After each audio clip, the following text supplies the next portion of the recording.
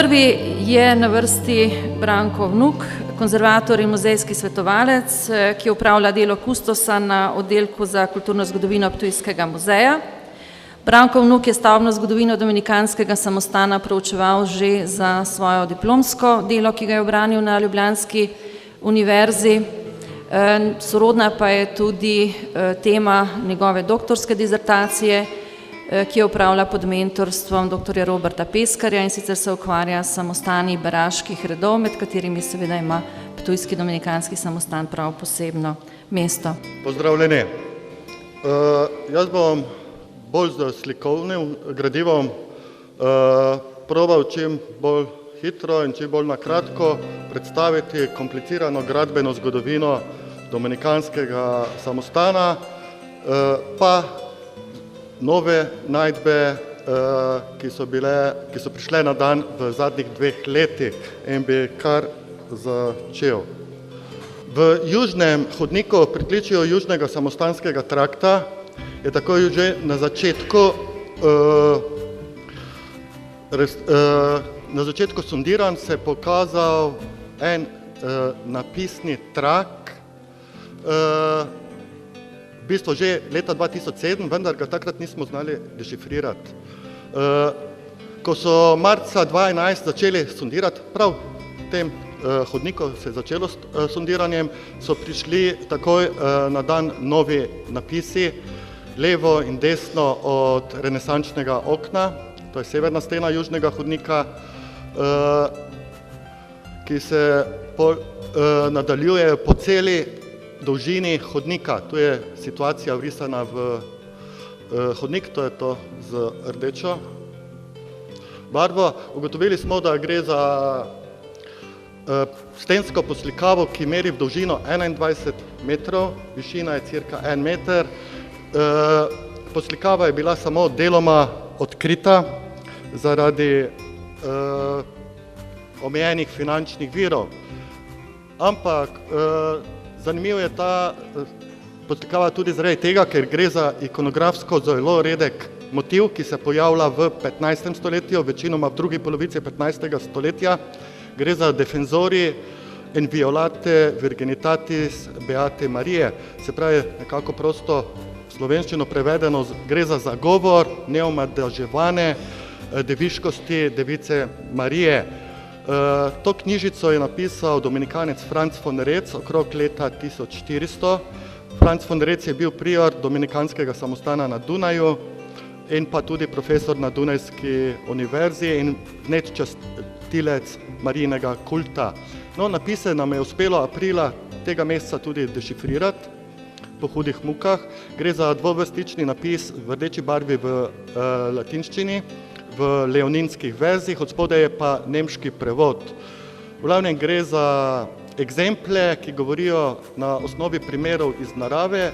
Če je čudež v naravi bil možan, zakaj potem ni ta čudež možen tudi pri devici Mariji, da je ostala devica pred, po in pa med rojstvom Jezusa Kristusa. To je na kratka samo definicija. V glavnem primeri so, recimo ta prvi govori o jastrebu, ta drugi govori o človeku, ki se spremeni v kamen, tretji govori o nekem ptiču bonazi, naslednji govori o stolpu, ki noče zgoreti, ta primer je celo vzet iz Vitruvija, pol imamo napis o pelikanu, pa o novorojenih dvojčkih, ki samo z dotikom lahko zapreta ključavnico, in pa o vodomcu, ki vsako leto umre in se na novo rodi z perjem, nekako tako čisto gre preprosto. No. To ne bi zdaj razlagal. V glavnem, defenzori primeri so v rokopisih ohranjenih, to so samo ohranjeni 4 rokopisi, tu je en primer, ta najstarejši iz leta 1466, hrani ga Bavarska narodna knjižnica. Drugi je izredno kakovosten rokopis iz okrog leta 1470 v Narodni galeriji na Irskem. Pol sta ohranjeni 2 lesorezni knjigi iz okrog leta 1470, tu je Valterjeva primer, ki je lepo tudi koloriran. Naslednjo je pa še iz leta 1471 Eisenhütt. Ta je pomembna, ker se avtor tega defenzorja tudi tukaj na zadnji strani omenja. Zanimive so pa ilustracije, namreč približno takšne upodobitve lahko pričakujemo na tej steni, ko bo to do konca odprto. No, defenzor je izhajal tudi v inkunabulah, v prvotiskih med leti 1475-99, s prodorom humanizma pa to zamre. V tabelnem slikarstvu je najstarejša upodobitev na triptihu iz Štamsa iz leta 1426. Med stenskim slikarstvom pa sem trenutno našel samo dva primera. In najstarejši je ta primer iz Brixna v križnem hodniku stolnice, kjer je prikazano 12 eksemplov defenzorja, datirano na splošno v drugo polovico 15. stoletja. No, drugi primer je pa že recidiv, je namreč v času protireformacije se pojavil na Bavarskem v enem samostanu, to je 40. leta 17. stoletja. Drugih teh ciklov trenutno ne poznam, tej zveze konkretno, da so prikazani samo ti prizori, eksempli. In tukaj predpostavljamo, da je na ptujski steni prikazanih 24 prizorov. Se pravi, gre za največji tovrstni cikl v Evropi, trenutno, po trenutnem stanju raziskav. No, to je za začetek. Zdaj se bi pa osredotočil na nove najdbe, spoznanja, predvsem na gradbeno zgodovino. Že januarja 2010 smo izdelali konzervatorski načrt. Jaz osebno sem pripravil takrat tudi historiat z predvidenimi gradbenimi fazami.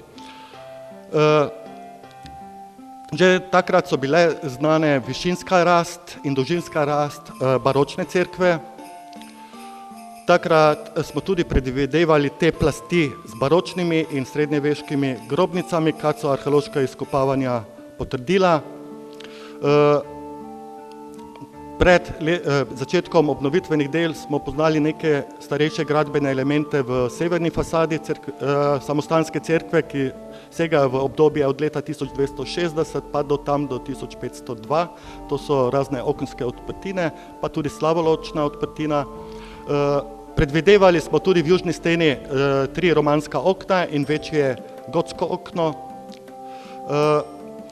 Leta 2009 je bil odkrit v zahodni fasadi samostana romanski portal in pa šivan rob. Ta del datiramo samostana zdaj v čas Matildinega dvora, se pravi, ta objekt je že stal leta 1230, ko so Dominikanci prišli na Ptuj, in pa še južna fasada z okni, zgodnjegotskimi okni nekdanjega srednjeveškega samostanskega refektorija. Pa okna dormitorija v vzhodni fasadi, eno manjše gotsko okno in pa slavolok v vzhodni fasadi vzhodnega samostanskega trakta. No, gradbene faze, ki smo jih predvidevali, prva smo delovno imenovali Matildin dvor, to je ta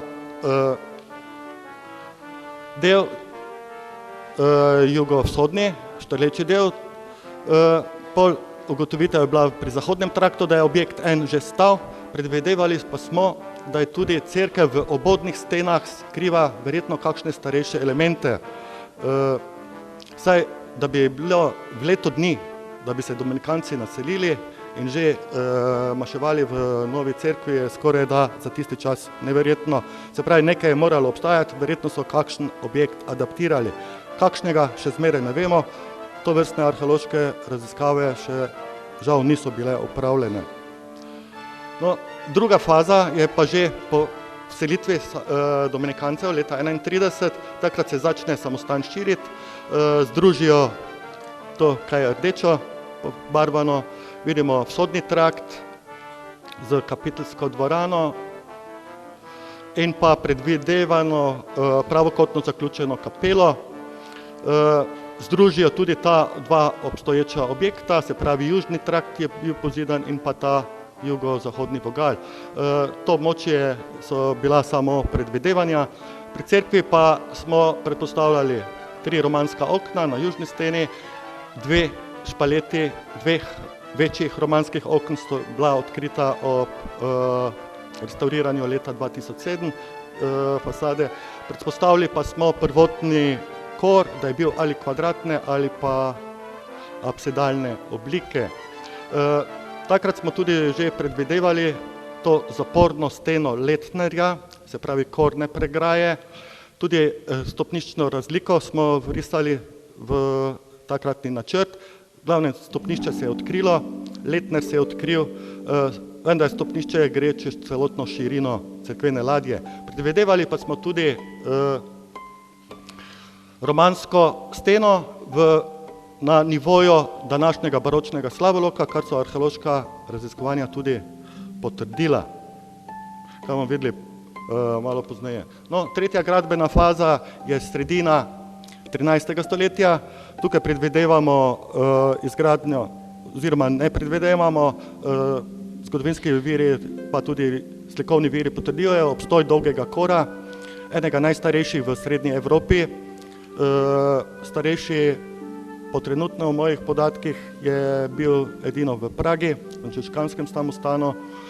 Ta predpostavka, da je imel dunajski dominikanski samostan takrat že tudi dolgi kor, ni potrjena, tako da imamo že tukaj eno zelo pomembno zadevo. Ostanki tega kora so pa slavoločna stena v vzhodni barokizirani cerkveni fasadi danes, to bomo pozneje videli. No, četrta gradbena faza, to je konec 13. stoletja, tu predpostavljamo gradnjo kapele Svete Katarine na severni strani. Slavolok je bil najden, arheološka sondiranja so bila na tem mestu opravljena, tako da skoraj sem že zdaj bil prepričan, da tisto ni več slavolok, da gre vseeno za portal, ampak se je izkazalo, da vseeno to slavolok. Naslednja gradbena faza je peta, to je po požaru leta 1302. Takrat so romansko cerkveno ladjo podaljšali v zahodno smer. To smo tudi predvidevali, zarisali, bila je obokana, odkrita so okna, pritlična okna in pa okno, ki je zahodno emporo z južne strani osvetljevalo. Tudi ta zid zahodni je bil odkrit, tukaj smo se v načrtu zmotili za debelino zida, teoretično. No, naslednja šesta gradbena faza je pozidava križnega hodnika, to vsi poznate, iz leta 1415-20, to ne bi zdaj podrobneje. Naslednja sedma gradbena faza so podatki za 15. stoletje, predvsem gre za obnovo še romansko zgodnjegotskega Letnerja. Imamo podatke, da so dali ptujski peki leta 1457, če se ne motim, pozidati novi baldahin nad križevim oltarjem. Kot pa vemo, so križevi oltarji stalno stali na Letnerju v sredini. Letner je ponovadi imel neparno število kapel, ali 3, 5, 7 in tako dalje, odvisno od velikosti cerkve. V našem primeru lahko govorimo o 3. Se pravi, križev oltar, imamo dokumentiran Miklavžev oltar, to je ta v tem kotu, kjer bomo še pozneje videli najdbe, in pa verjetno kakšen Dominik. Naslednja 8. gradbena faza se spet nanaša na samo popravilo cerkve, to so edino ohranjeni pisni viri med leti malo je napačno napisano, 1467-72, vendar kaj konkretno se je delalo, ne vemo. Vemo pa, da je papež takrat podelil za podsvetitev križevega oltarja 100 dni odpustkov. No, 9. gradbena faza je iz leta 1507-1520. Ta se bolj nanaša na pozidavo tega trapezastega okna v severni steni, to bomo doli videli, in pa tudi na oba samostanska prizidka, se pravi jugovzhodno in jugozahodni prizidek. 10. gradbena faza je mišljeno prav to. 11. gradbena faza je predelava južnega trakta, pozidava tega renesančnega hodnika, kjer smo prej omenjali najdbo defenzorja, in pa tudi predelavo redovniške dvorane in pa same kapiteljske dvorane, ki so jih verjetno podprli z stebri, kar je bilo tudi že pomenjeno. Naslednja 12. gradbena faza je čas priorja Pavla Merende 1635-38. Največja dela so bila upravljena v zahodnem traktu, ki je bil takrat obokan, tam je zdaj urejena manjša dvorana, pa dozidave so se nanašale večinoma še na ta oba samostanska prizidka, Dravska. No, 13. gradbena časa je čas priorja Dominika Moškonat 1680-83. On je takrat tudi nekaj urejal, predvsem južni trakt. 14. gradbena faza je pa bistvo finalizacija, barokizacije dominikanskega samostana, ko so podrli ta na vzhodni strani dolgi gotski kor, pozidali novi baročni kor in pa baročno zakristijo z stopniščem. In pa seveda tam po letu 1720 fasadirali vzhodno samostansko cerkev, bogato okrasili že z rokokojsko občutenimi štukaturami. No, zdaj, ko smo pripravljali v muzeju februara 2012 razstavo Dominikanci na Ptuju, sem v načrte vnesel nekaj manjših korektur na osnovi novih najdb. Tako smo takrat že vedeli, da so okna v južni steni dosti večja, kot smo prej mislili, predvsem imam misli obe romanski okni in pa zgodnjegotsko okno, ki ga danes zakriva podstrešje.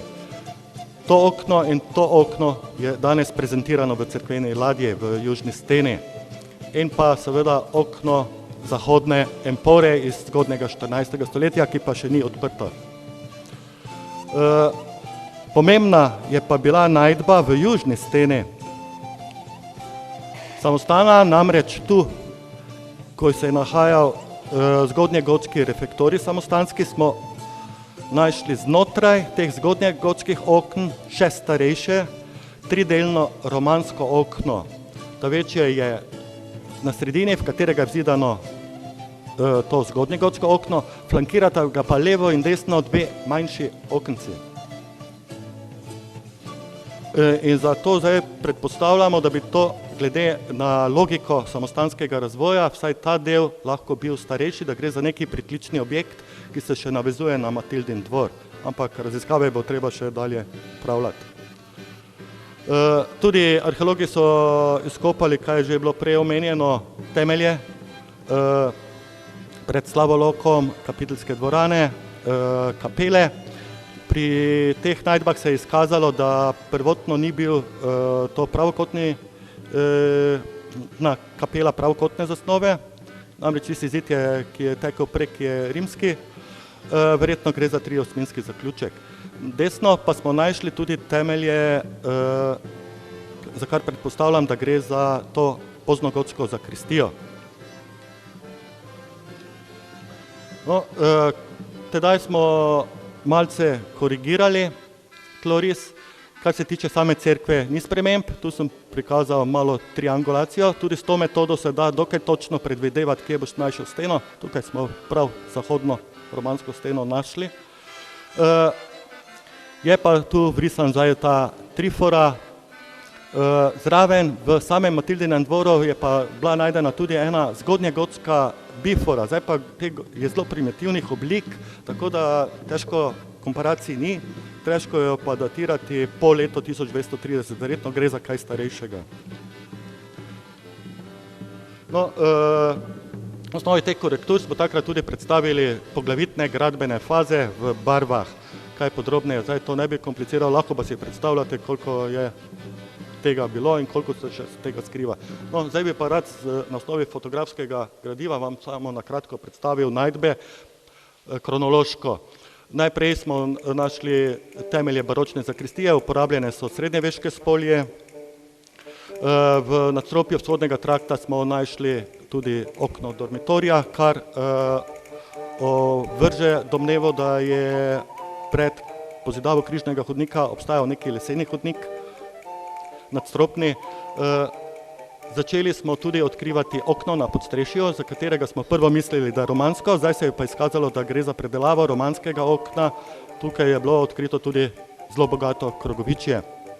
Verjetno gre za zgodnjo 14. stoletje, vsaj glede na obliko, ampak to še bo treba dodelati. No, tukaj je prikazana ta trifora. Okna so bila odprta tudi na južni steni. V notranjosti se je začelo odpirati to romansko okno z linearno poslikavo. To je pa zdaj ta bifora zgodnjegotska s tem čisto preprostim šilastim lokom. Takrat se je stal ta secesijski nagrobnik spredaj, tako da več nismo mogli odpreti. Nadaljevanje odpiranja, odkrito je bilo to močno profilirano baročno ogredje, podobno minoritski cerkvi, datacija 1691-92, verjetno ista delavnica. Odkrili smo tudi romanske kapitele pri zgodnjegotskem slavoloku.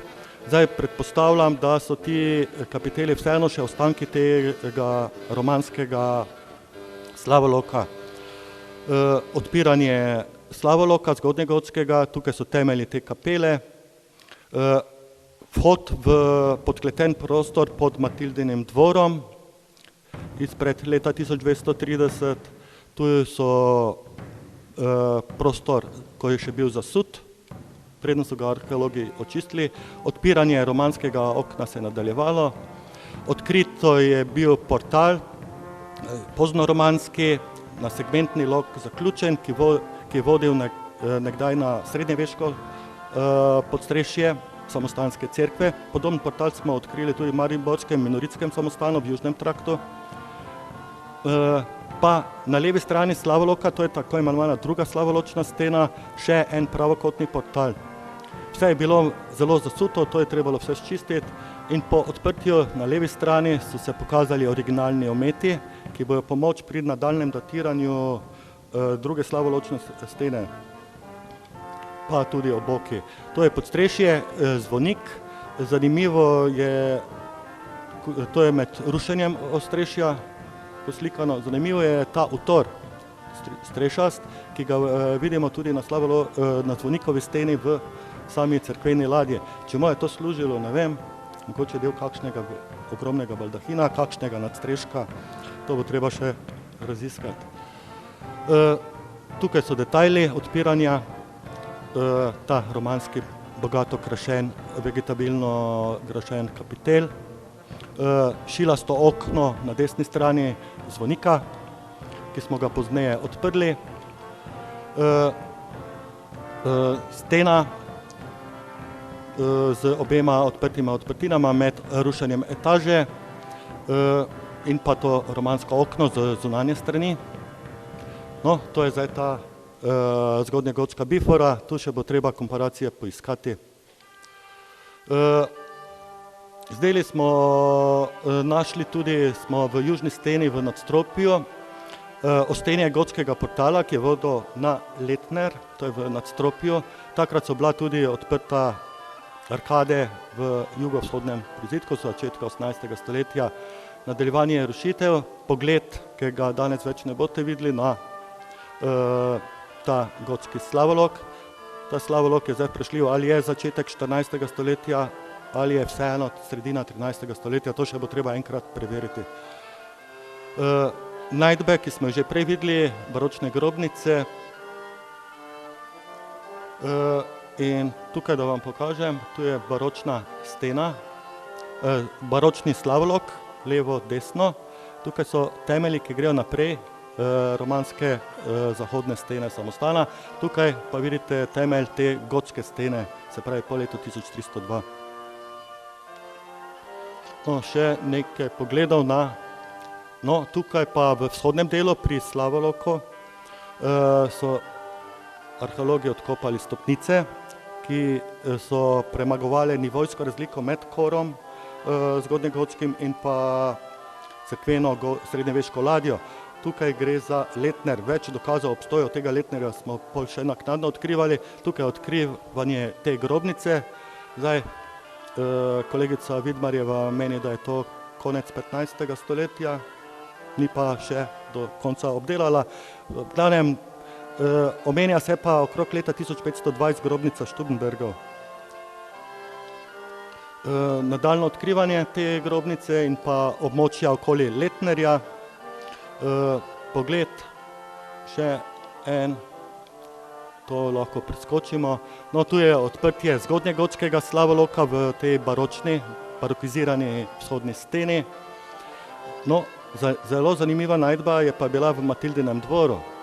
Tukaj se je v steni, ko smo odstranili vse sekundarne stene, pokazal romanski lok, se pravi, da gre veliko dvoranski romanski prostor izpred leta 1230. Pozneje bom pokazal še sliko, ko je že prezentiran. No, našli smo pa tudi ostenje portala, ki je vodilo iz južnega trakta v križni hodnik, fragmentarno ohranjen, zdaj z katerega obdobja je težko reči, lahko gre na polkrog, lahko kaj drugega. In pa seveda arheologi so odkopali v južnem traktu, v vzhodnem delu prečno steno, to je pa ta ključna zahodna stena tega Matildinega dvora. Naslednje najdbe, našli smo tudi fragment sklepnika v temeljenju baročne zakristije in pa začetek tega južnega hodnika. Namreč to so odkopali arheologo, na tej lokaciji se začne ta defenzori, celotna poslikava v dolžini 21 metrov. Tu je odpiranje tega romanskega loka v Matildinem dvoru. Odkrili smo pa tudi pravokotni romanski portal v južni steni cerkvene ladje med obema slavolokoma. Ta je iz prve gradbene faze 1230, predvsem je zanimiv ta motiv volutice, konzole, nekaj podobnega je na eni bazi v Kostanjevici za videti, če se ne motim, vendar je tista datacija tudi nekoliko starejša od same cerkve, se mi zdi, ne? No, odkrivanje septembra 2012, že omenjene stenske poslikave, o kateri bo govoril dr. Balažic.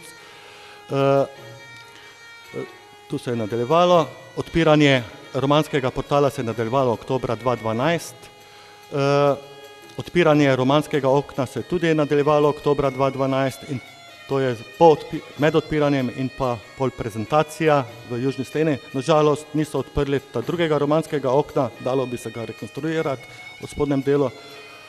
Tu je pa odpiranje tega gotskega okna čisto na vzhodni strani južne stene. Lepo, bogato. Krogovičje, to okno bi pa poudaril, je pomembno, znotraj vseh okn smo našli ogromno spoli, srednjeveških spoli, ampak to okno je bilo zazidano že v drugi polovici 15. stoletja in v tem oknu so kolegi restauratorji odkrili fragment spodnjega dela kipa, ki ga zdaj različno datiramo, ali 1330-40 ali okrog 1370. O tem lahko pozneje debatirate, si ga greste pogledati gor na razstavo ptujskih gospodov, tam ko so makete pri Dominikanskem samostanu, sem ga za to priložnost tudi razstavil. No, tu je nadaljevanje del, odkrivanje grobnice, verjetno ptujskih gospodov, Friderikove, naprej grejo Rodbinska in pa prezentacija tega dvoranskega prostora v tem traktu, Matildin dvor, in pa tudi ta romanski portal je bil odprt. No,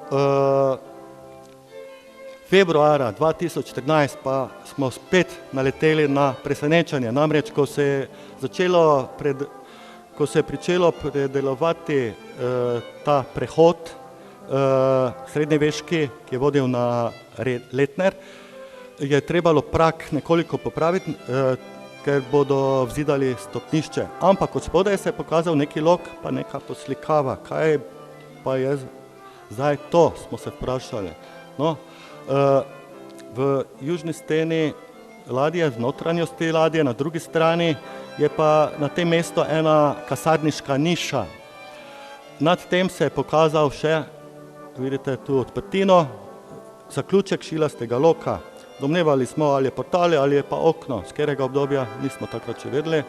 No, odpiranje, podoben lok smo našli tudi v severni steni, to je na zunanji strani prezentirano zgodnjegotsko okno iz krog časa 1260, lancetasto, žal to ni prezentirano, to so zazidali nazaj, skletovi poslikave so se pa pokazali.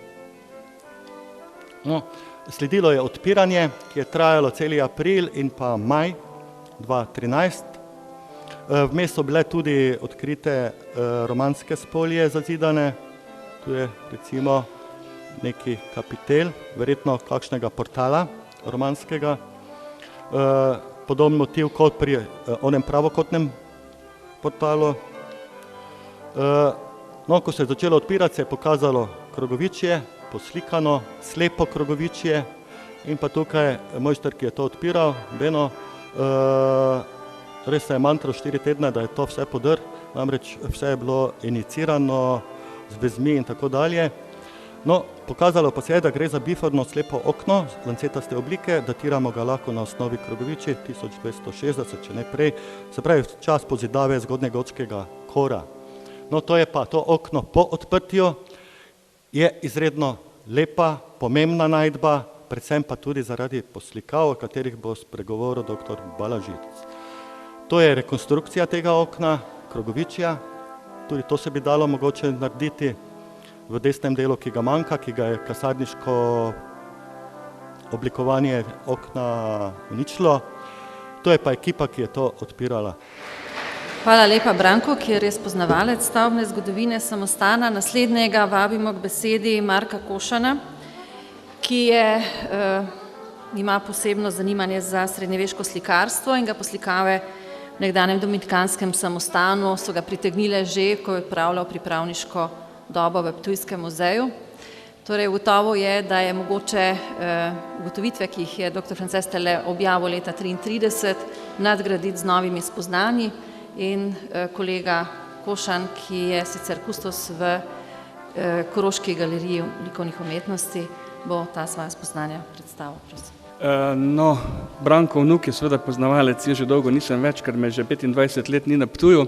Je pa res, da sem korpus slikarij, ki jih je Frances Stele odkrival v letih od 1928 do 1933, dejansko pregledal v okviru mojega pripravniškega staža, moje prve službe v Pokrajinskem muzeju na Ptuju in od tistega časa naprej se pravzaprav jaz s temi freskami nisem več ukvarjal, zato bom tukaj na kratko predstavil le pregled do znanih fresk, do te zadnje prenove in to bo mogoče služilo za en tak osnovni okvir tudi pri predstavitvi teh novih najdb, ki jih bo predstavil dr. Balažic.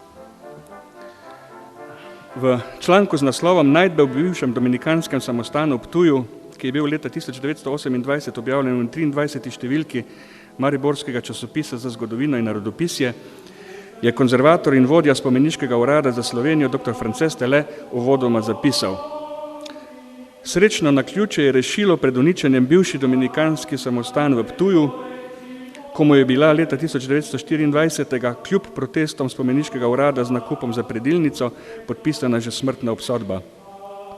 Načrt pa je k sreči propadel in se je tako omogočila rešitev, ki je v čast ptujskemu mestu in njegovemu vodstvu in ki sta je cel čas priporočala Muzejsko društvo v Ptuju in spomeniški urad. Umetnostno-zgodovinsko pomembni deli poslopja so se pravkar adaptirali za mestni muzej, s čemer je trajno zagotovljeno njih dostojno vzdrževanje in čuvanje. Namreč besede, ki zdaj odmevajo tudi v ta najnovejši čas. Po tem prvem poročilu, ki ga je leto kasneje priobčil tudi v zborniku za umetnostno zgodovino, je Stele obširnejši opis opravljenih restauratorskih posegov pri odkrivanju in zaščiti ostankov fresk v Križnem hodniku in v cerkvi objavil leta 1933, znova v časopisu za zgodovino in narodopisje. Korpus odkritih in do nedavnega poznanih srednjeveških stenskih slikarij je v kronološkem zaporedju razvrstil v 3 skupine. Stilne, enakovredne in skoraj istočasne so po njegovem freske, ki pokrivajo celotno fasado prvotne samostanske stavbe v vzhodnem traktu kasnejšega Križnega hodnika, okoli portala in obeh bifor samostanske kapele, dalje fragmenti 2 figuralnih kompozicij na slavoloku prvotne samostanske cerkve ter votivna slika z imago pietatis nad portalom ozkega prehoda med cerkvijo in Križnim hodnikom. V drugo skupino sodijo poslikana polja križno-rebrastega oboka vzhodnega trakta Križnega hodnika, ki so ga pozidali sredi 15. stoletja, v zadnjo pa kvalitetna kompozicija Marijinega oznanjenja na južni zunanji cerkveni steni, znova v osi vzhodnega trakta hodnika. Poslikava zunanjščine prvotne samostanske stavbe. Tukaj je predstavljena z pregledno skico Mateja Strnena, ki je bil Steletov restavrator ob odkrivanju fresk v tem prvem obdobju, po odkritju. Zelo natančna, pa vendarle v detajlih nekje nečisto popolnoma ustrezna skica, ki pa vendarle predstavlja celoto te poslikave na steni vzhodnega trakta križnega hodnika, današnjega križnega hodnika. Pokriva pa steno v celoti vzdolž 6 obočnih pol tega kraka križnega hodnika. Slikarije v resnici kažejo skupne značilnosti, vendar je Steletova trditev, da bi jih lahko pripisali isti delavnici, čeprav na isti roki, bržkone pretirana, medtem ko lahko njihov nastanek umestimo v desetletja po razmeroma hitro dokončani prvi obnovi samostana po požaru leta 1302 do sredine 14. stoletja. Stele poroča, da nikjer na stavbnem tkivu ostalin najstarejšega samostanskega in cerkvenega kompleksa iz 13. stoletja niso našli sledov prvotnega ometa. Za tega del se tudi niso ohranili fragmenti eventualnih poslikav iz časa prve pozidave samostana po ustanovitvi leta 1230. Odkrite freske kljub slabši ohranjenosti izdajajo značilnosti tako imenovanega visokogotskega linearnega sloga. Steletovo poimenovanje v tistem času je bilo seveda zgodnjegotski risarski slog, ki je prevladoval v srednjeevropskem slikarstvu v obdobju od okoli leta 1300 do tretje četrtine 14. stoletja, se pravi do prodora vplivov italijanskega Trecenta. Stil ima svoje izvorno žarišče v francoskem knjižnem slikarstvu. Kot primer tukaj kažem 2 miniaturi mojstra Žana Pisela iz znamenitega molitvenika francoske kraljice Jeanne d'Evray, datiranega med leti 1325 in 1328.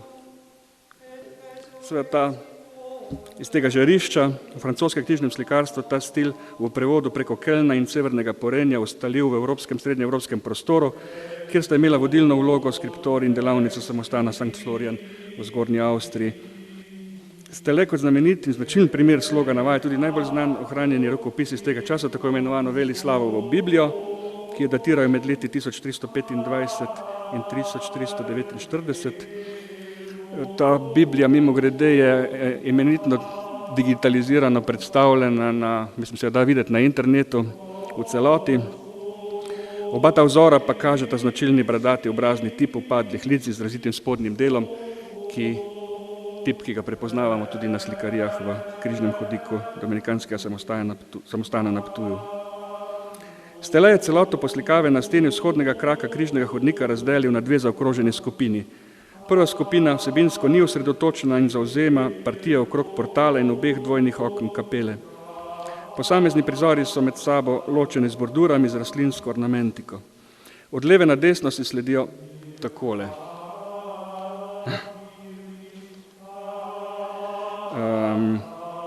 Zdaj vam bom nanizal te fotografije, ki mi jih je za to priložnost posredoval kolega Branko Vnuk. In tu na prvem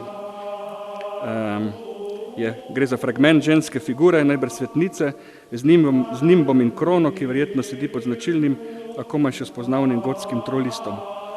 Okvir slike se na desni poševno spušča do perspektivično naslikane konzole, ki je del poslikanega pasu, v naslednji obočni poli skoraj gotovo pa je imel prizor enak simetričen zaključek tudi proti levi, vendar po Steletovem poročilu tam niso našli nobenih sledov poslikave.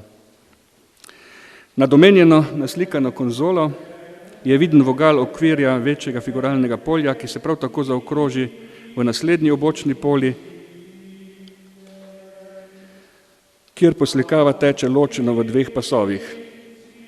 Gornji pas kaže 4 stoječe figure svetnikov. Prvemu z leve proti desni je v bok odrezal vso zgornjo polovico telesa, spodnji del sicer slabo ohranjene zvončaste kazule pa nakazuje, da gre kot pri ostalih 3 figurah za hieratično postavljene podobe svetniških škofov. Med sabo so bili ločeni z napisnimi, danes nečitljivimi trakovi.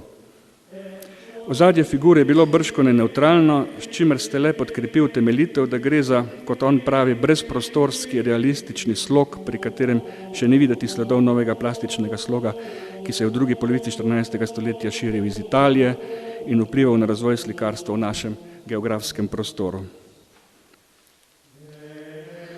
Spodnji, približno za polovico ožji pas, kot se takole optično kaže, je razdeljen na polja, ki jih med seboj ločujejo rdeče, v levi perspektivi narisane konzole, v njih pa so le še zelo slabo ohranjene dopasne podobe svetnikov ali pa morda personifikacije kreposti, glede na to, da je najbolje ohranjena ženska figura, da ta najbolje ohranjena ženska figura v roki nosi križ, kot taka morda personifikacija vere, fides, v ostalih poljih bi lahko bile tako upodobljene še druge kreposti, kar bi tudi odlično sovpadlo z motivom v figuralni kompoziciji naslednje obočne pole, katere jedro predstavlja tako imenovana lestev čednosti oziroma kreposti, ki v samostanskih slikanih ciklusih simbolizira kontemplativni značaj meniškega življenja.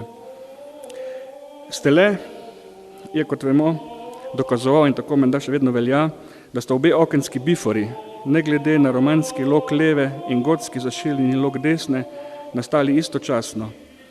Vendar se ob natančnem ogledu ostanku poslikave vsiljuje misel, da je bilo desno okno z zašiljenim lokom vendarle povišano naknadno, saj bi ponovitev proporca in polkrožnega loka z desnega okna tudi na desni strani, tudi na levi strani ponudila dovolj prostora za logično izpeljavo slikarske kompozicije in morda celo postavne figure naše personifikacije Fides.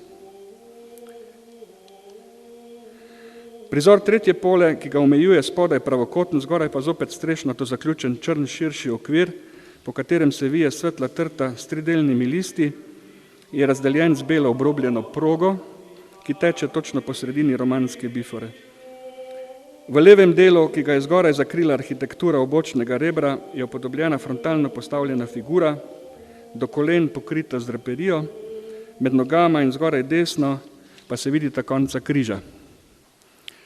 Okoli figure razmeščeni predmeti, ki predstavljajo tako imenovane arma Kristi, orodja Kristusovega mučeništva, govorijo za to, da gre za podobo trpečega Kristusa. Desno polovico okvirja zavzema najbolje ohranjena izmed vseh upodobitev s celopostavnima figurama Janeza Krstnika in neznanega škofa. Redki sledovi barve so pokazali, da je bilo tukaj in tudi drugod nevtralno ozadje naslikano z umazano modro barvo, ozek temno-zelen pas na okvirju spodaj, pa figuri na prvi pogled postavlja na trdna tla, vendar pa ta pas enakomerno teče tudi ob strani in zgoraj. Sveti Janez Krstnik stoji v pol profilu, obrnjen nekoliko proti levi, bradata glava pa predstavlja že prej omenjeni tip, ki ga je Stele povezal z Velislavovo Biblijo. Oblečen je v do kolen segajočo suknjo, preko katere je ogrnjen živalsko kožo. V desnici drži atribut, jagnje Božje, na katerega kaže s kazalcem leve roke. V enaki pozi se v levo obrača tudi druga figura, ki je zaznamovana z mitro in škofovsko palico, ostalih atributov pa nima. Pri teh nekoliko bolje ohranjenih figurah je Stele razločil tudi sivkasto in zelenkasto senčanje, značilno za zrelo fazo visokogotskega linearnega sloga. Levo in desno polovico prizora poleg ozkega belega pasu ločuje tudi naslikana lestev z obrisi stopal med posameznimi klini, kar je tipični motiv tako imenovane mistične lestve čednosti. Biblijski motiv Jakobove lestve s 15 stopnicami je namreč srednjeveškim mistikom simbolizirala vrsto 15 čednosti, ki jih je potrebno izpolnjevati, ako hočemo splezati in se dvigniti v smer odrešenja. Zgoraj je lestev zaradi oboka odrezana, vendar proporci nakazujejo, da je bilo klinov dejansko 15. Na levi zgoraj je ohranjen tudi fragment spodnjega dela figure angela, mislim, da skoraj od pasu navzdol, tukaj se malo slabše vidi, ki bi lahko v smislu ustaljenega ikonografskega vzorca podpiral upodobitev modela nebeškega Jeruzalema, do katerega bi tako logično vodil naslikani motiv lestve. Že Stele pa sporoča, da v nadstropju samostanske stavbe ni bilo mogoče ugotoviti ostankov za oboke segajočega ometa, zato tudi ni možno določiti dejanske višine, do katere so segale poslikave.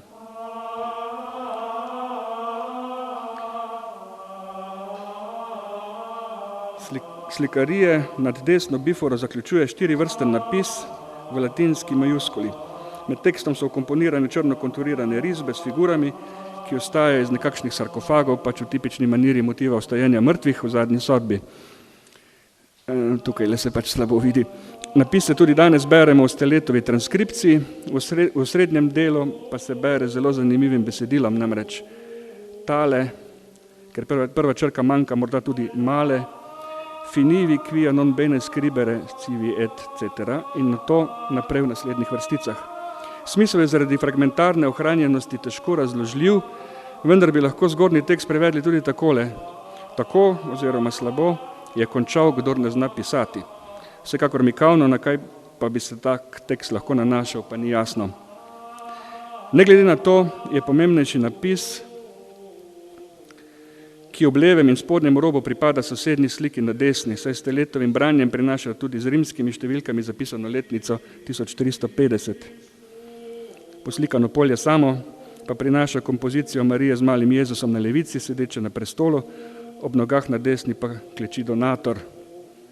Tron s profiliranimi nasloni in bogatim skorgovičem okrašenim baldahinom je umeščen v prepričljivo poglobljen arhitekturni prostor, kar izkazuje zelo napreden koncept, pri katerem Stele že prepoznava vzorec zgodnjega italijanskega Tricenta, in to je najbrž podoba, ki je kronološko med temi slikarijami na tej celotni steni najmlajša.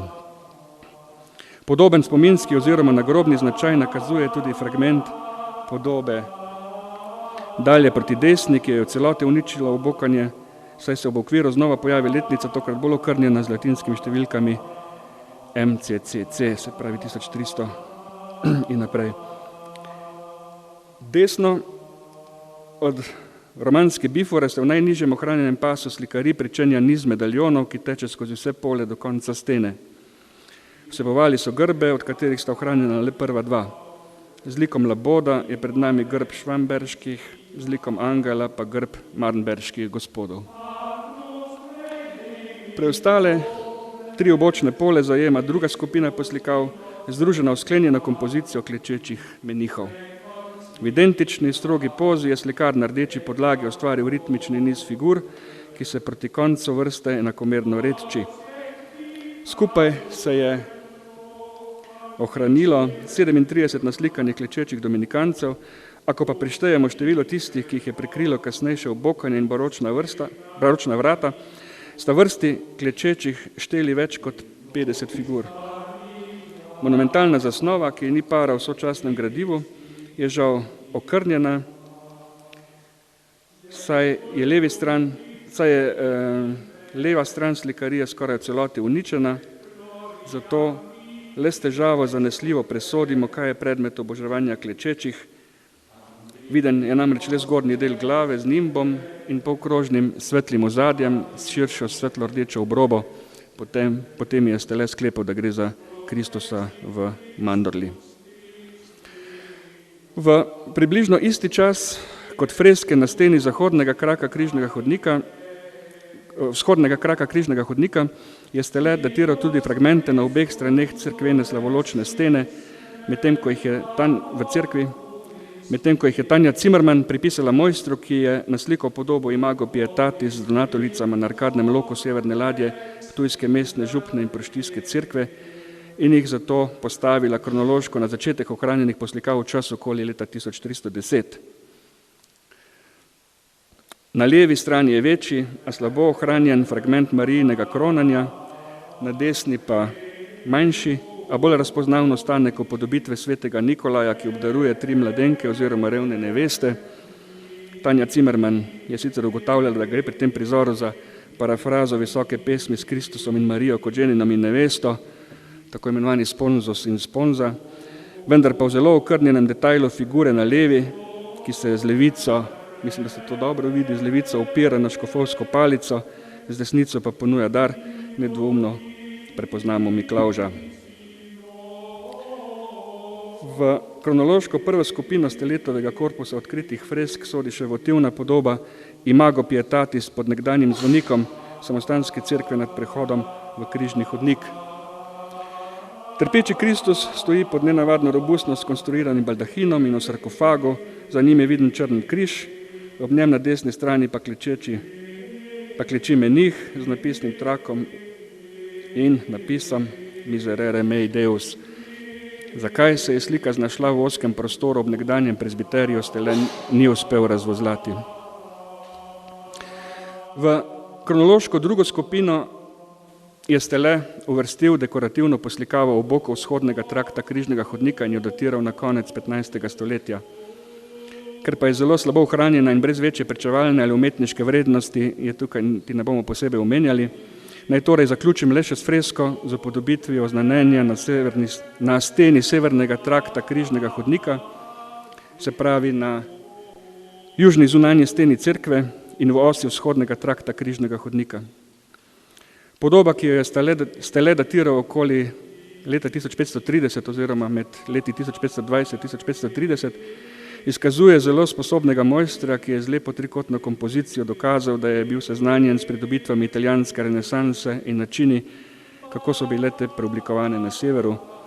Obrazi izdajajo lepotni tip severne renesanse, kakršnega so gojili v Dürerjevem nasledstvu. Vendar pa je potrebno upozoriti, da se je ob restauriranju Marijinega obraza vmes zdrobil, zato je mojster, restaurator Matej Strnjen Marijino glavo doslikal. Toliko res v kratkem pregledu. Bogat in razčlenjen program stenskih poslikav dominikanskega samostana na Ptuju, sedaj dopolnjen še z novimi odkritji, pa ne glede na fragmentarno ohranjenost še vedno ponuja enega izmed najbolj zanimivih strokovnih izzivov v okviru znanega gradiva stenskih poslikav visokega srednjega veka na Slovenskem in morda tudi nekoliko širše. Čisto na koncu pa naj le še nadaljujem citat iz prvega Steletovega članka, ki sem ga navedel že na začetku. Leta 1928 je zapisal še tole. Ljubitelji domačih zgodovinskih in umetniških spomenikov se ne morejo zadosti zahvaliti gospodu županu Brenčiču ter gospodu ravnatelju magistratnih uradov in nekdanjemu občinskemu gerentu dr. Zavadlalu, da sta z nakupom tega obsežnega poslopja ustvarila muzeju najprimernejše prostore. Zgled drugim našim občinskim upravam je lahko tudi neskopuška gesta, s katero je občinski svet votiral vsa potrebna sredstva, da se adaptacija kar se da dostojno izvrši in se ustreže zahtevam znanstva po očiščenju štukatur, sklepnikov, odkritju in zavarovanju fresk in tako dalje. Hvala. Hvala lepa Marku Košanu. Prosim pa zdaj doktorja Janeza Balažica, docenta na Pedagoški fakulteti Univerze v Mariboru, da predstavi še novo odkrite stenske poslikave iz srednjeveškega obdobja. Dr. Balažic je poznavalec srednjeveškega stenskega slikarstva. Leta 2008 je uspešno obranil dizertacijo o stenskem slikarstvu srednjega veka v panonskem prostoru. Izvoli. Lep pozdrav vsem skupaj. Tudi jaz sem bil kmalu zatem, ko je Marko opravil pripravništvo na srednji pripravnik na Ptuju pri gospe Ciglenečkevi. Meni sem se z začetka ukvarjal z pripravniško nalogo o dornanskih petlikavcih. Po dolgi poti, pa morda celo po nekem spletu okoliščin, se vračam k slikarijam, ki sva jih sprva smo nekako želeli, da bi sodelovala skupaj s profesorjem dr. Krevzerjem, tudi v nekaterih točkah prediskutirala, no in zato sem na tem mestu tudi moram zahvaliti.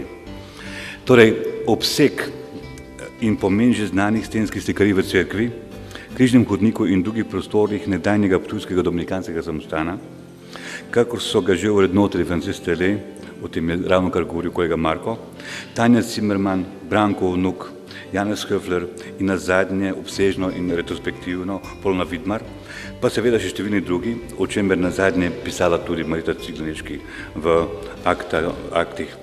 Kaže torej na visoko raven umetnostno-zgodovinskega zanimanja, rezultati poznanj pa so kajpada koristni in v mnogočem tudi zavezujoči. Kaže se torej, da je znotraj spomeniškega kompleksa nekdanjega dominikanskega samostana ob izjemni stavbni zgodovini v širokem časovnem razponu nastajala vse skozi vsebinsko dognana ter slogovno obrana visoko kakovostna umetniška produkcija. Če se pri tem omejim zgolj na stenske poslikave, se v širokem diapazonu stilnih orientacij zato soočamo z značilnostmi izvenevajočega sezobčastega sloga, zaken stila, visokogotskega linearnega stila in hibridnih karakteristik 14. stoletja, pa poznogotskih usmeritev, obranih renesančnih intervencij in s slokovitostjo baroka. Restavratorske raziskave v zadnjih 2 letih, ki pa jih ob dani situaciji seveda še zdaleč ni bilo mogoče zastaviti celostno, pa so ob teh potrdile, da tako sama cerkev, kakor domala vsa samostanska ostenja, prekrivajo izjemne ikonografsko edinstvene poslikave. Sam vam bom torej v nadaljevanju na kratko in v bistvenih poudarkih orisal lastna opažanja z recentno odkritimi stenskimi slikarijami. Sporadično bo domala vseh traktih samostana, tako v pritličju, kakor na stropju, so namreč skrbni restauratorji izpod večkratnih opleskov na samostanskih ostenjih razkrili figuralne in ornamentalne partije poslikav. Po ikonografsko stežka opredeljivih slikarijah v prostorih nadstropja nad severnim traktom križnega hodnika bi po samo slutljivih stilnih značilnostih utegnili k večjemu pomisliti, da pripadajo času iztekajočega se 15. stoletja. Kakor nam za ilustracijo kaže prvi 3 slajdi, zaradi skopega obsega in komaj da razpoznavnih likovnih stilnih prvin, v zvezi s tem pač ni potrebe po oblikovanju kakšnih prehitrih zaključkov. Na širokem ustenju notranjega vodnika južnega samostanskega trakta se kaže več plasti, tako v sinopiji kakor poslikav, ki jih bo potrebno v prihodnjih letih scela odkriti, restaurirati ter ustrezno umetnozgodovinsko vrednotiti. Na tej stopnji se je v spodnjem delu pokazala obsežna sinopija. Po močno okrnjeni risbi namreč lahko razpoznamo kompozicijske zastavke, tudi dovolj dobro izrisane poteze kakšne figure, koncepcije napisnih trakov, heraldična znamenja ter imenitne arhitekturne inscenacije.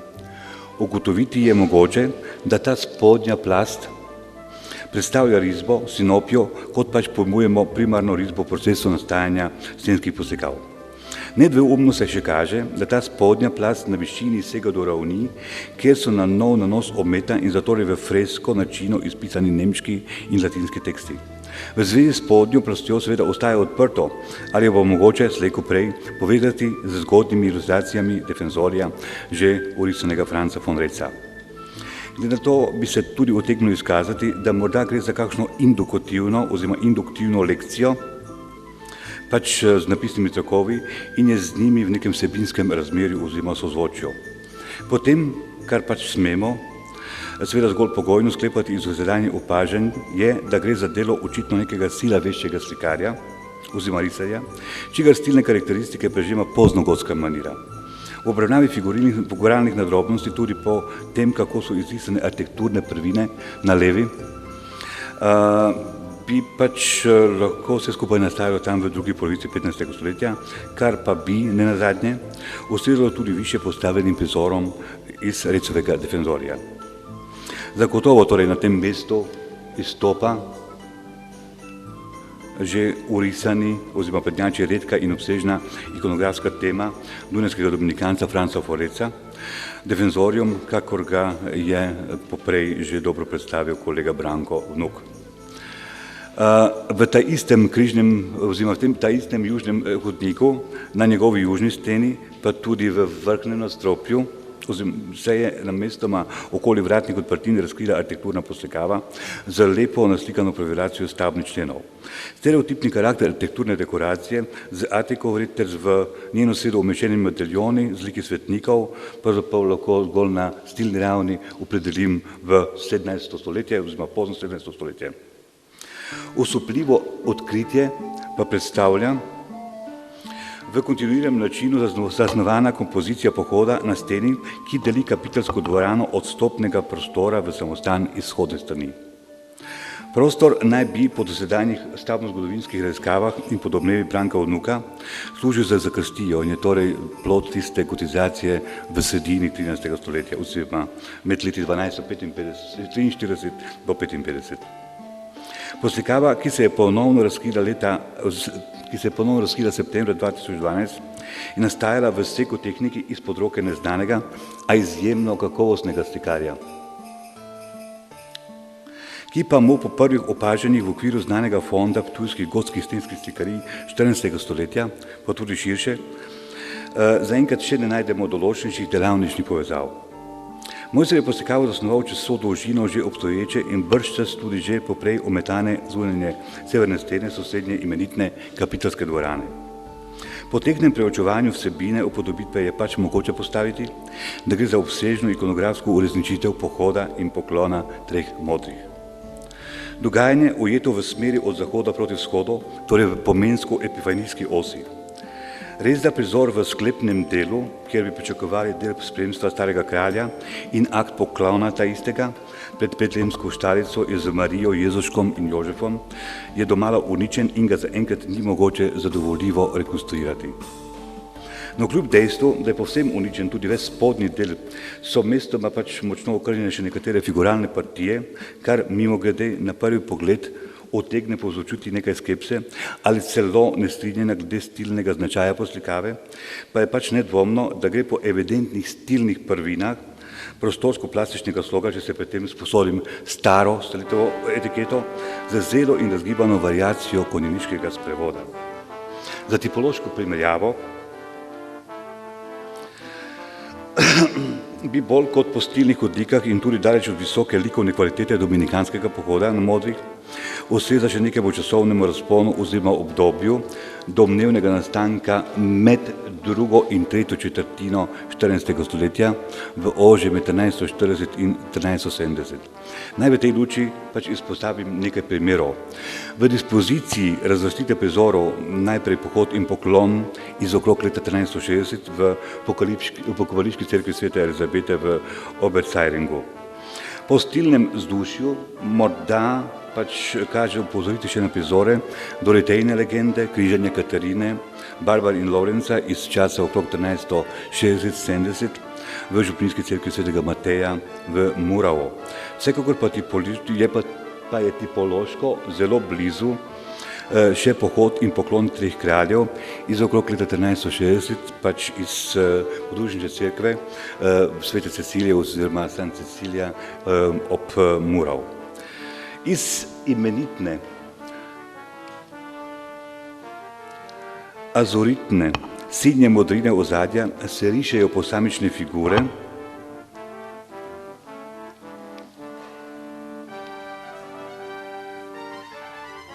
ki se oblikujejo v dve skupini. V skladu s standardno ikonografsko dispozicijo pohoda dogajanje torej poteka od desne na levo, kot rečeno, v smeri od zahoda na vzhod.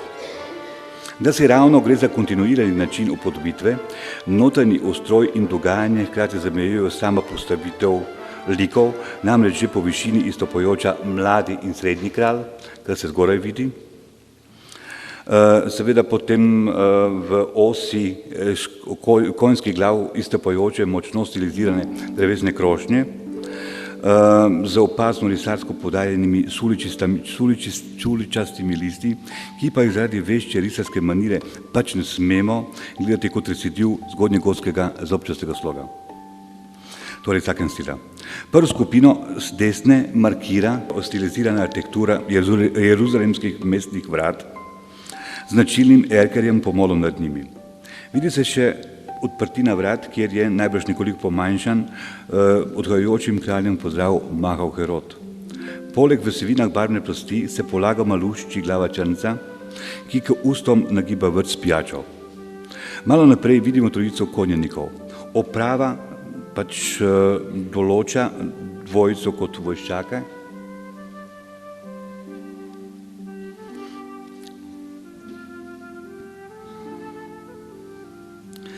Srednji spremljevalec, čigar drža v prizor vnaša določeno mero dinamičnosti, pa je napravljen v tesno srajco z gumbi posredi in modrim, za čas po sredini 14. stoletja, načilnim kovničastim pokrivalom, izpod katerega silijo razmrščeni lasje.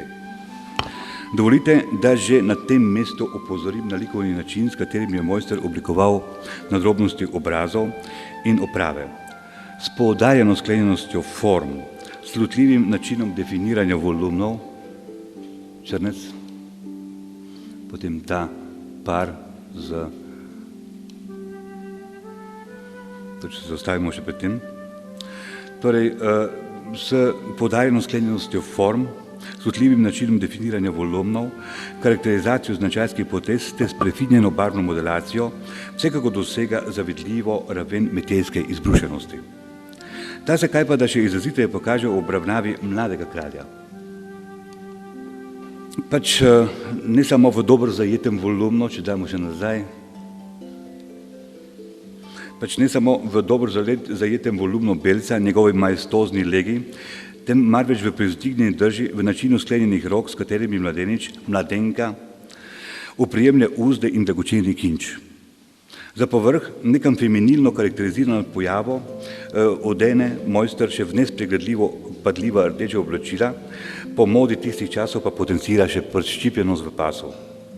Posebno težo pa liku seveda podarja oblikovanje glave. Torej, gre za lepe poteze okroglega obraza, z dolgimi, lahko zavalovanimi in na ramena spuščajočimi se lasmi, kjer ne kaže prezreti namiga na češko noto in prežeto z svojsko milino. Ne da bi želel v primerjavi s slovito tablo Morganovega diptiha, pač danes v Bostonu, v Muzeju Fine Arts, enim ključnim del praške dvorne umetnosti po sredini 14. stoletja, kakorkoli določeno je povezati s ptujsko poslikavo, pa vendarle ravno to določa kurs, po katerem bo potrebno naš pohod na novo ovrednotiti. V tej zvezi še en primer za vrednotenje iz todobnega stenskega slikarstva, kako to posredno nakazujejo še prizori s svetim Bendelinom in zlasti veliko Marija iz Ozanenja, datirano zgodnja 60. leta, ohranjeno pa v župnijski cerkvi svetega Lorenca v Nürnbergu. Seveda pa je ob teh in sorodnih delih pač lahko motiti tudi preostale figure. Osrednje mesto pač tako ima skupina pred mladim kraljem, pri čemer je vidno, da so ti figuri na isti hierarhično najvišji ravni. Torej, če se vrnemo nazaj na celoto, se lepo kaže, da je prizor pravzaprav zasnovan v dveh pomenskih oseh oziroma višinah, izstopajoče se figure kraljev, ki nekako v višini dosegajo raven okvirja, in pa sprevodki pač nekako tudi v skladu s hierarhično recimo razmerjami nekoliko v pomanjšanih figurah predstavljajo ti vojščaki in pa spremljevalci. Tu imajo srednje mesto skupina med mladim in srednjim kraljem, kot smo rekli, kjer pač pripada osrednje mesto k izrazito frontalno k gledalcu obrnjeni lik bradatega moškega. Po drži, opravi, koničevskem klobuku z zašiljenimi krajci, najbrž predstavlja tudi neko statusno vlogo visokega dvorjana, seveda pa na prekrito simbolni ravni vzpostavlja pomensko cezuro med starim in novim, med staro in novo zavezo, med krščanstvom in judovstvom in tako naprej, in kar utegne še dodatno razlagati razmerje do propilov s pomenljivimi značajskimi potezami oblikovanega oziroma na desni naslikanega moškega. Torej, tu v tem primeru še pogled na glavo tega osrednjega lika. Če zaenkrat zanemarimo poskuse interpretacij v tej smeri, torej pomenski ravni, je v stilno-kritični oceni ravno tako prepoznati že kvalificirano mojstrovo slikarsko maniro, pri čemer je dobro spomniti na groteskni v mandalistu formo izoblikovane partije očesnih jamic. Po ohranjenosti je kot zadnji dobro razpoznaven srednji kralj. Kaže se nam kot zrel, bradati ter klonjeni mož, ki se v stremenu in sedlu in tudi z glavo obrača k povorki za njim. Zaradi razklenjenih rok, s katerimi drži uzde in dar za novorojenca, se mu je čez ramena ogrnjen, na prsih spet rdeč plašč, tudi ob strani močno zvihral. Ta motiv gubanja seveda poznamo še pred sredino 14. stoletja, kakor se to kaže delimo pri pohodu kraljev v Oppenbergu, oziroma v tem primeru mladega kralja. Za oceno kakovosti in že nakazane smeri stilne provenience pa je pač na moč zgovoren zlasti sam kraljev obraz.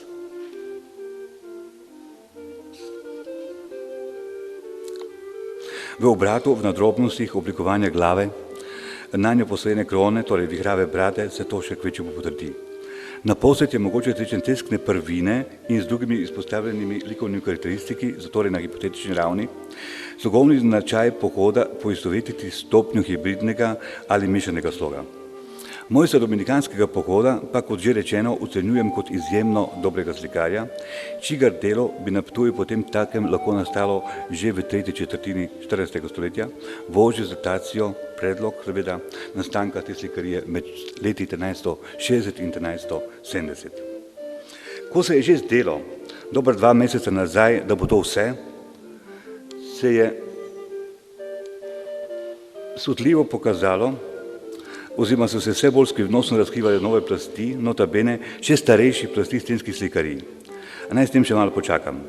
Dolžen smo spomniti še na nekaj fragmentov, delimo na to, da se na oboku nekdanjega presbiterija, poleg barvnih plasti, ponovno razkrila heraldično znamenje ptujskih gospodov, v tem primeru pa, kot to predvideva tudi oziroma zagovarja Polona Vidmar, heraldična ščitka Hardegena in Amerika, datirana tam po leti 1325, pač z značilno upaljenim sidrom, in pa seveda viteško čelado Barkleteh.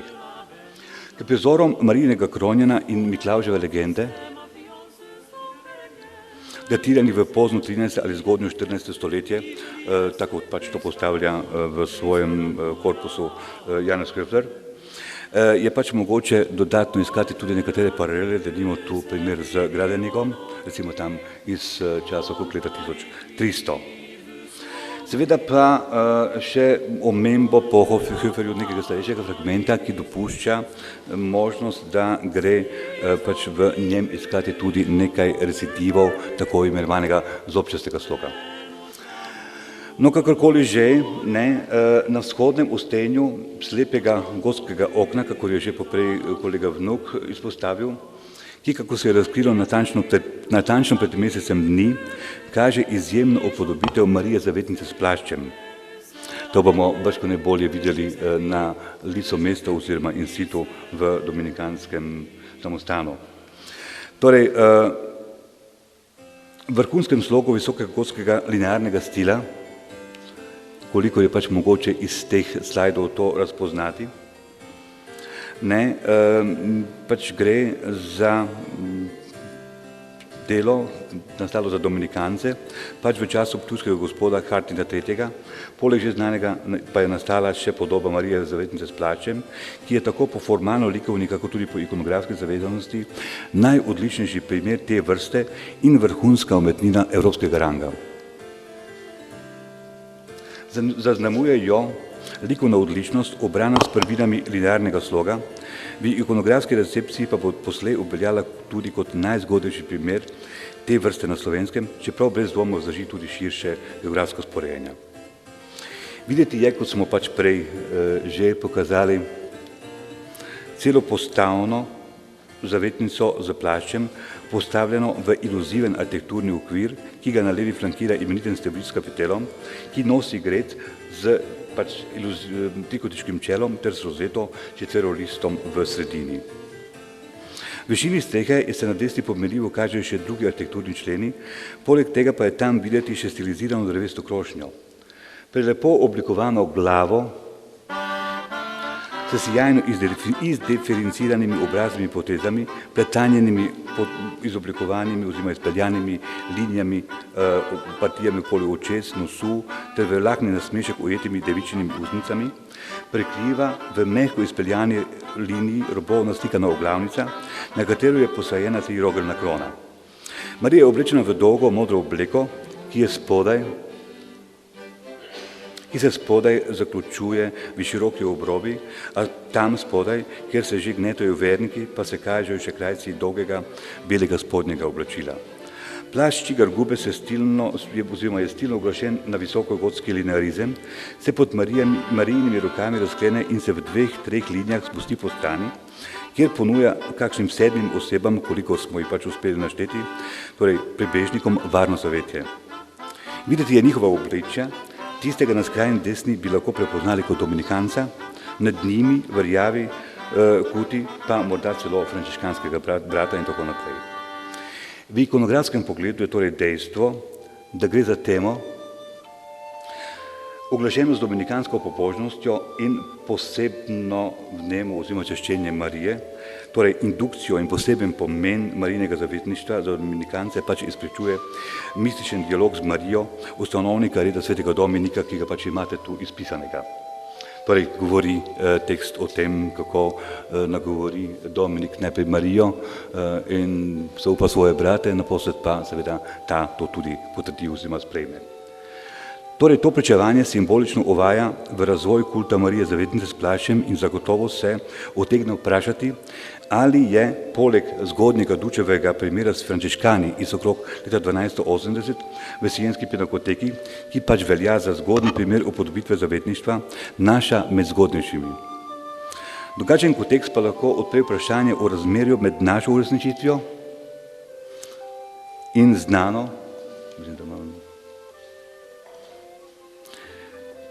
Dunajsko-kiparsko realizacijo iz časa med 1320 in 25, posebej, ker gre za razpoznavne tipološke sorodnosti. Morda se v spodnjih iztekih Marijinih oblačil še lahko zasluti odmeve druge faze zobčastega sloga. Hkrati pa je možno, da gre za roko slikarja, ki mu pripisujemo križanje in pa Miklavževo legendo na Savoločni steni. Seveda pa sem glede formalnih izhodišč glede formalnih izhodišč mnenja, da bi jih bilo potrebno videti v razmerju do produkcije, ki se je od druge polovice 13. stoletja naprej, kot je že Marko omenil, izoblikovala v okviru slikarske šole v skriptorju samostana Sankt Florian na Zgornjem Avstrijskem. Razvejeno produkcijo pa je seveda vplivala še mnogo širše.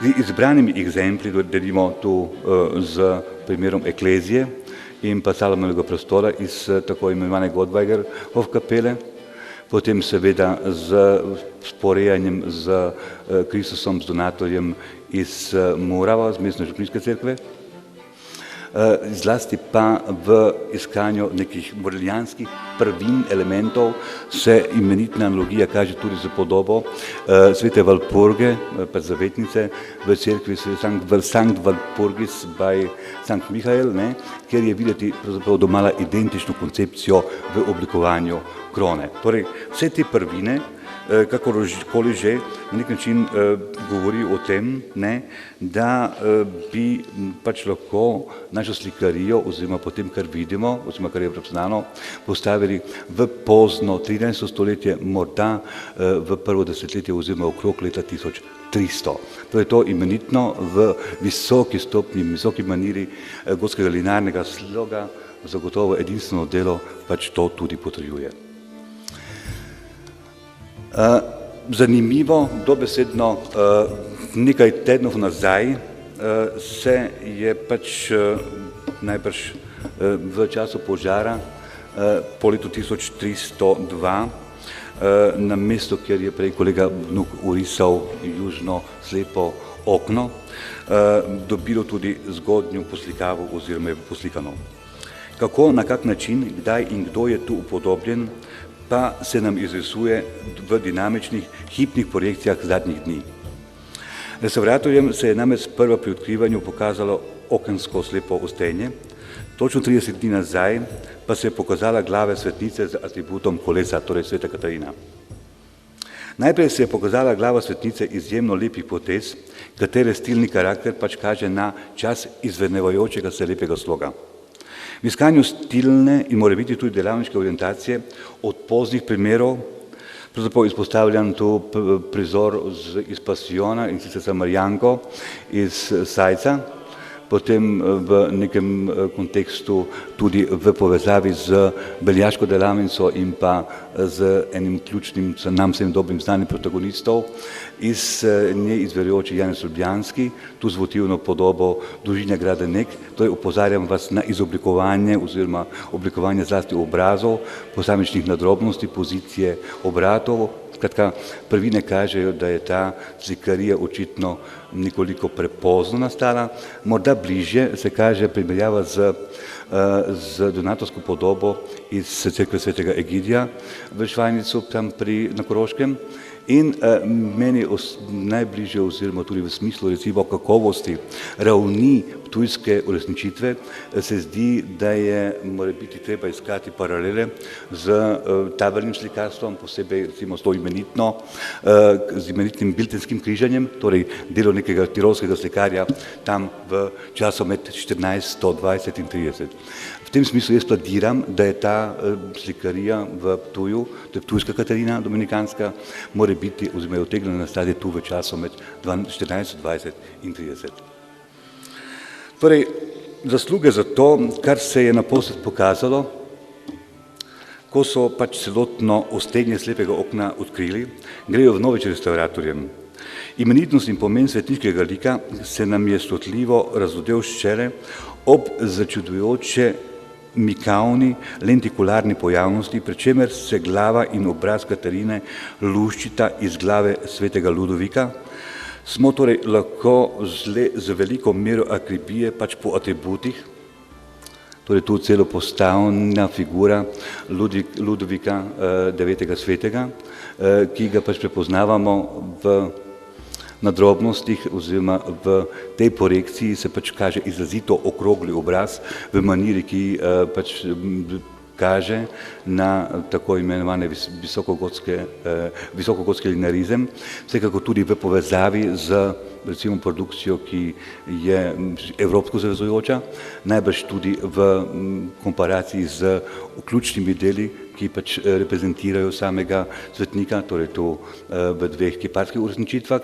in na drugi strani primerjavo, sporejanje z našim likom. Torej gre za to, da smo v iskanju, recimo, kdo je tu upodobljen, pravzaprav bili primorani nekako v smislu, recimo, akribije preiskati atribute, no to je tu se lepo kaže, mora biti še bolj nazaj, da se je skozi roke oziroma čez figuro svete Katarine, ki je pač vrhnja plast in je pač dobri 120, morda več mlajša, nekako poteka v osi iz leve na desno, tako imenovani cepter, torej palica vladarska, z zaključku pa je lepo videti na tem primeru, da se končuje v obliki tako imenovane francoske kraljevske lilije.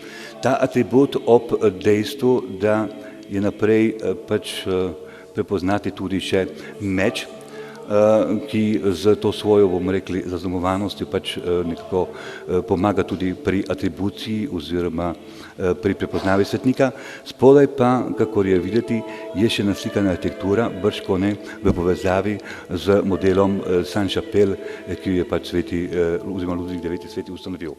To je vse skupaj z samo formacijo tega očitno tudi znotraj ikonografske tipologije upodabljanja svetega Ludovika IX. Svetega, torej kot izrazito okroglih potez oziroma obraza z nekoliko zvihranimi lasmi ob strani, jasno kaže, da gre za izjemno kakovostno slikarijo. No in v tem smislu bi ta slikarija po stilnih in pa po danih, recimo, lastnostih lahko nastajala mogoče v času po letu 1305 in jo jaz pač v neki, recimo, spokojni razsežnosti povezujem z njegovo vnukinjo, sicer Blanche Valois oziroma Blanko Francosko, ki je bila v dobrih razmerih z Štajerci oziroma Štajersko, posebej kot soproga Rudolfa I. Habsburžana, no in v tem smislu bi se lahko pomagali pri, recimo, uresničitvi te slikarije. Torej, vsekakor pa v času po 1305, tam morda do 15 bi utegnila tudi ta podoba nastati. Torej, naj samo zaključim še, da bi rad dodal, da poleg številnih na novo anaključnih razkritij poiskav šele s časoma in v testem interdisciplinarnem sodelovanju restauratorjev ter umetnostnih zgodovinarjev bo mogoče izoblikovati poglobljene analize ter spoznanja, ki bodo ob stavbozgodovinski izjemnosti afirmirali tudi dragocen fond slovenskih slikarij ter preostalo umetnostno zapuščino ptujskega dominikanskega samostana. Hvala lepa.